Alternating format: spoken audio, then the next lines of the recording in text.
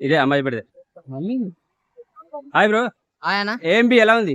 అన్నా అంబాజీపేట మామూలుగా లేదన్న, విరుగా తీసేసింది. సుహాసన యాక్టింగ్ అయితే అమ్మో గ్రేట్. అసలు సుహాసన నీకు కొడుకు పట్టినందుకు కంగ్రాట్స్ చెప్పాలో, సినిమా ఇట్టు కొట్టినందుకు కంగ్రాట్స్ చెప్పాలో నాకైతే తెలియదు, కానీ నీకు డబల్ ట్రిపుల్ కంగ్రాట్స్ అన్న.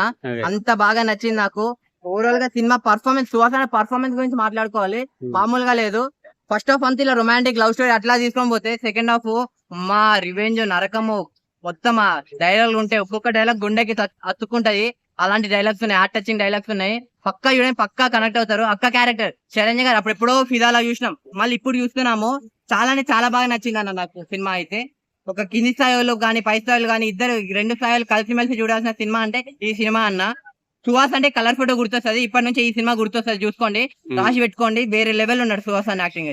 ఏంబి అని క్యాప్షన్ ఏదో పెట్టినట్టున్నారు కదా, మహేష్ బాబు ఫ్యాన్స్ ఏమైనా చూస్తారా? అన్న అన్ని హీరోలు ఫ్యాన్లు చూడాల్సిన సినిమా అన్న ఇది. మీ అందరికి చెప్తున్నా కదా, ఇన్స్టా వచ్చిన తర్వాత రీల్స్ లో గానీ అరే ఈ సీన్ బాగుంది అని చెప్పి అప్పుడు చూడటం కాదు సినిమాని. ముందెళ్ళి సినిమాని చూడండి, పక్క అందరికి నచ్చుతుంది. అన్ని సీన్స్ బాగున్నాయి, క్లైమాక్స్ కూడా చాలా బాగుంది అన్న. మహేష్ బాబు డైలాగ్స్ ఏమైనా ఉన్నాయా?